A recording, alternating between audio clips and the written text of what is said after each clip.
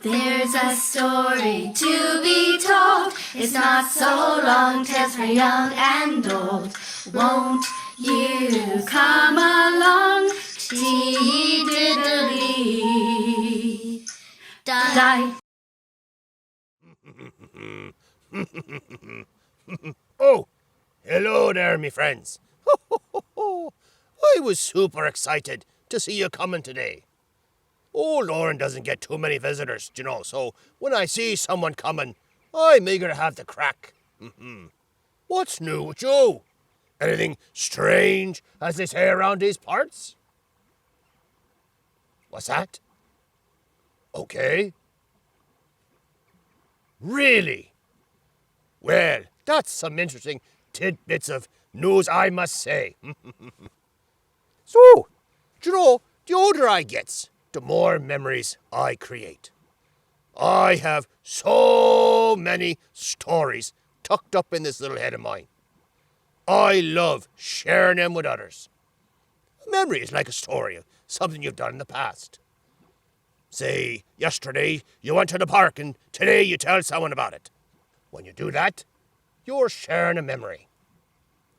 Because I've lived so long, I have many, many memories and stories.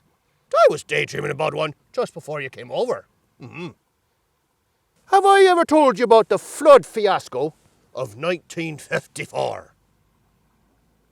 I haven't?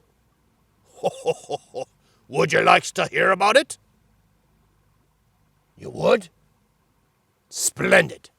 Well, find a comfy spot to sit down, if you can, and I'll tell you all about it. I'm beginning to think I should ask Miss Orin to make up some seat cushions for the rocks here. The old rock isn't so comfortable for sitting.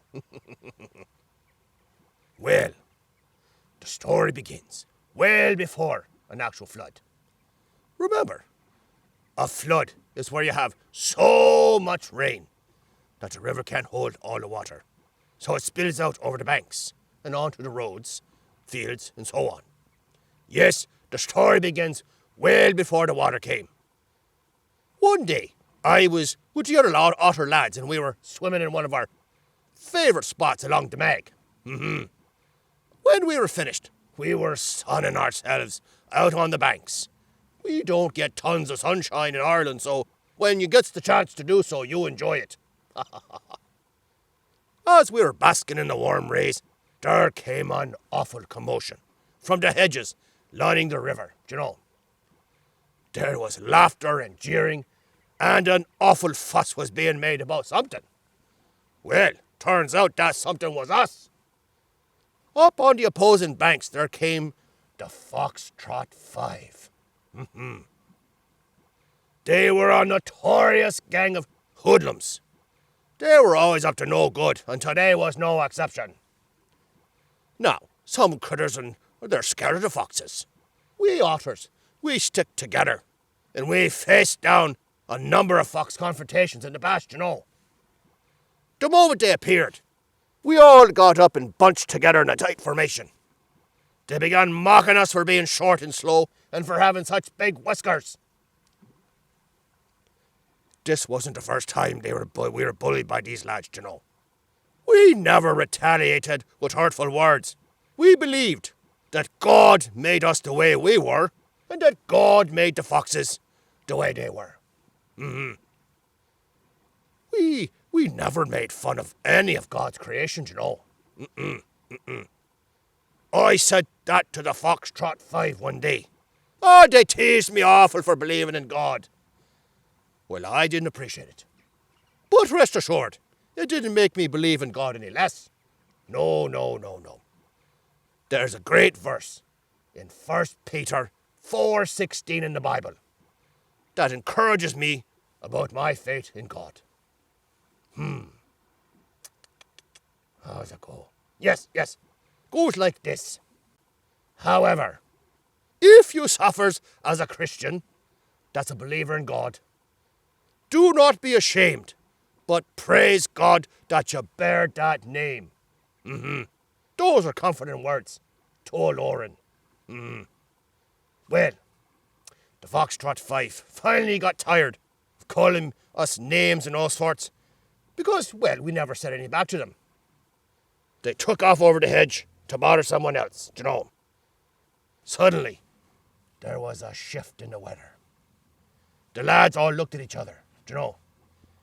We knew a storm was a-comin'. So, we said our goodbyes, and off we went back to our dens. Sure enough, there was a storm, and it was a doozy. It lasted for days and days. We were all busy piling up mud in front of our dens, you know, to keep them from getting flooded. Our den was quite high compared to others, so we were making out okay. The river, well, she was a-getting higher and higher every day. Wasn't long before the river spilled out over the banks, and the fields and roads were covered in water. One day, the sky, she dumped more water than I ever thought possible. The river raged wildly. Trees were getting uprooted, you know, and all sorts of debris was being tossed down the river. On one of those trees happened to be a screaming member of the Foxtrot 5. Jimmy was his name. He was a screaming for all he was worth. Oh, I didn't think twice. I dove into the turbulent waters. I caught up with the tree, and I began to nudge it toward shore. It was terribly heavy, and very dangerous due to its bobbing, you know, and twisting in the rushing waters. Jimmy was scared, and I was concerned for his life. So, there I was. I was working fast for Jimmy, because I could see he was getting tired from hanging on. I dove as fast as I could to the bottom of the river, used that momentum, and popped a barrel of water and nudged that tree as hard as I could. With that bit of force, I shoved the tree to the side and it got caught along the brambles and the shrubs, you know. And I yelled at Jimmy, "Jump for shore, Jimmy!" He didn't have much strength, but he gave it his all, you know. Praise God he made it. I swams over to him and I was comforting him. Oh, he was a-sobbing. Well, after a few minutes, he regained his composure. He looks me straight in the eye and asks why I bothered to help him. After all the terrible things he and the other lads had said to us, you know. I told him that those words weren't kind, but that they didn't change who I was.